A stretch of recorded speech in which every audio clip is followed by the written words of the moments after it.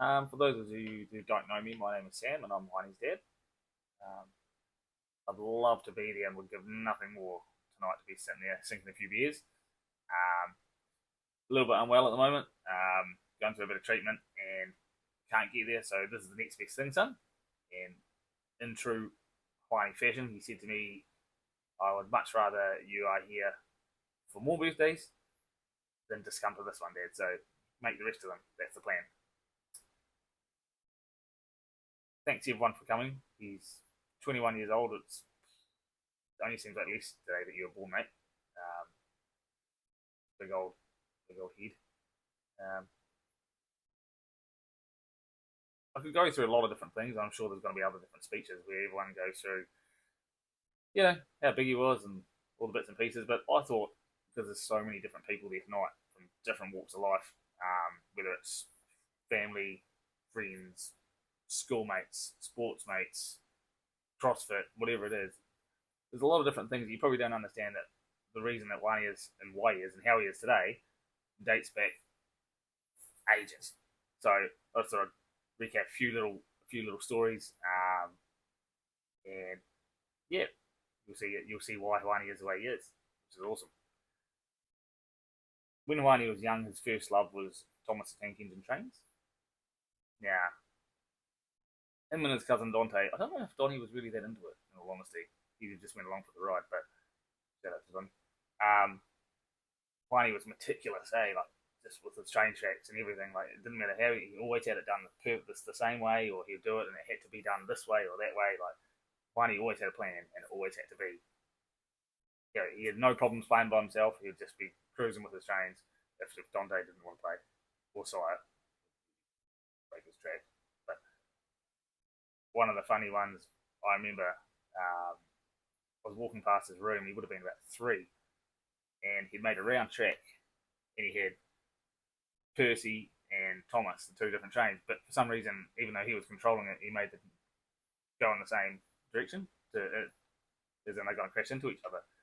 And I remember walking past him, and I was thinking, "Oh, look at him! He's sitting there with his wee train track, and it's because he still self commentates whatever he's doing, whether it's sports or rugby or whatever he was doing with his trains. He was like, "Oh, look, watch out, Thomas! Here comes Percy!" And I literally heard him say, "Fuck's sake, Percy, you're going the wrong way."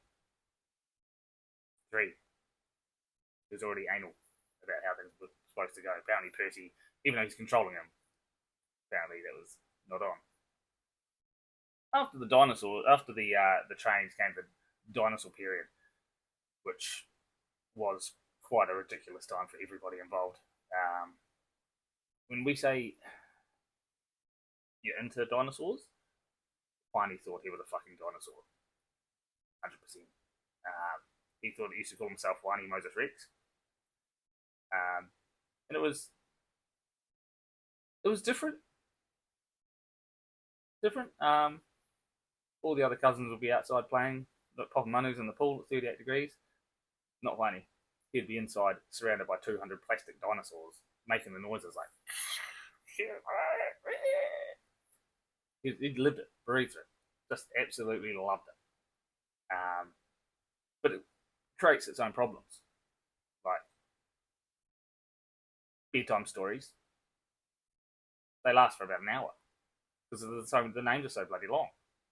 And the worst part is, if your kid's into dinosaurs, then you have to know, like you have to become an expert because you try to tell Whiny that it's a T Rex, and he goes, "No, it's a Pachycephalosaurus or a Parasaurolophus or a Quetzalcoatlus has feathers."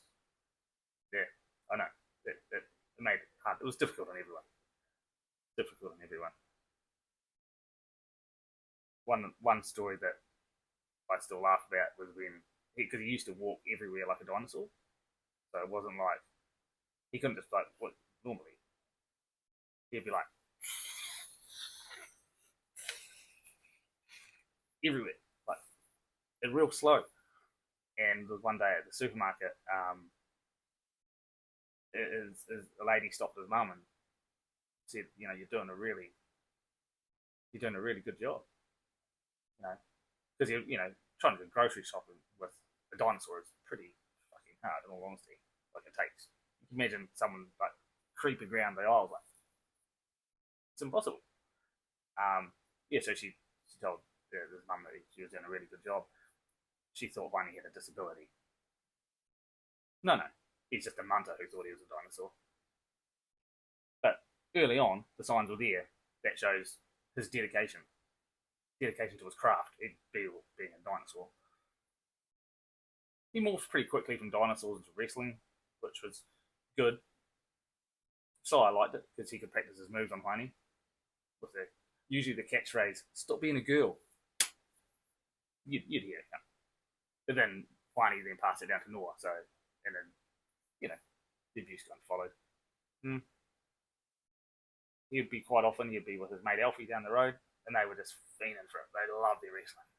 They even went over to Melbourne and watched the WWE. They loved it. And I think one of the best parts for me was our house was a constant battle zone. You could walk in the door from work and literally you're getting hit with a swinging neck breaker, or you'd cop one in the nuts, or you had to be on your toes. But like I've always said, with kids, it should be a slogan: kids can make a great day shit or a shit day great. And when you've had a shit day at work and you walk in the door and then the kids start jumping over and you start wrestling and throwing them around, like you soon forget your worries. And that wrestling period was pretty up there. And he was it showed early on again, like he was fanatical about it. Whatever he's into, finally is like there's no half-assed. You go balls deep if you're into it. We after wrestling, we honestly never thought Joanne would ever play sport. He just never showed any interest, and he proved us right. He signed up for soccer that year. Tough time for everyone. We won't go to it. But then the next year he played rugby. That was awesome. And now we started that, and since then he's never looked back. He played, I'd say, he's played every position on the rugby field, son. And I would say we would have spent hundreds of hours down at the rugby ground purely because you wanted to learn. You wanted to be the best you could be. You wanted to practice and try everything that came with all these new positions. And I would honestly say I'd never give that time back. Ever. That's some of the happiest moments of my life is kicking the ball down rugby grounds with you, mate. One of the funny ones I thought was a few of your mates you've got in the under 48 kilo Canterbury Country rugby team. Now, for those who, it's pretty self-explanatory, but you have to be under 48 kilos. And you never made a rep team, you made it, and you had a grin like as wide as, from ear to ear. But then they said, you made the team, but you've got to stay under 48 kilos for the next 3 months. And considering you were only 47.9 kilos after a dodgy butter chicken from the Palms, 3 months is a long stretch for a 12-year-old kid. And we sat you down and said, look, mate, that's a bridge too far, really. If we think like that's, you're like, nope. What do you mean? Like, no, we're gonna do it. So, there was a lot of hair gel, but back then it may have, you could lose a little bit there, but there was no way. And you were determined. You said, I'm going to give it a crack, and if I don't, at least I know I've given it my best shot. I'm like, oh yeah, okay, all right.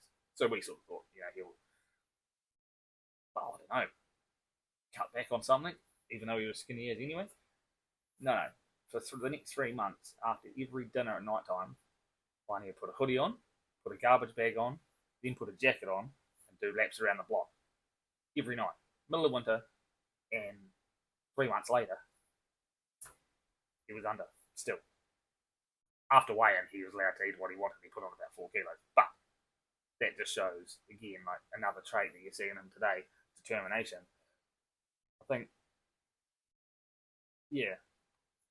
a lot of these things stem back, whether he was meticulous with his trains, whether he was, dedicated with his dinosaur or being the best fucking dinosaur there is, whether it's the commitment to his rugby or even when you started doing your CrossFit and your gym stuff, sort of 13 or 14, like I've never seen kids do rehab like you, mate. I've never seen people your age actually put in the time and effort to better themselves. And I think a lot of it is that you have this massive drive to be the best that you can be, and then if it doesn't work out, you can walk away going, "I've given it my best shot." You'll never be one of these people who like pisses their talent into the wind, because you know how hard it is to get to some of these places. So you want to make sure that you've given it every last drop of your being, and if it doesn't work out, then you're like, "Oh well, I couldn't have done any more." And that's one trait that I'm absolutely so proud of you for, because there's a lot of people out there that don't. But in summary, I'm really spewing on what there tonight. But I know you've got all these people around that love you. You know, whether they call you Juani, Hone, Hon, Punga Stumps, Big Cheeks, whatever you want to call you. They're all there for a reason, and they want to celebrate with you. And we'll have a I'll have a celebration with you sometime when I can. Just have a real great one. Everyone enjoy themselves. Since and Tinsney. You.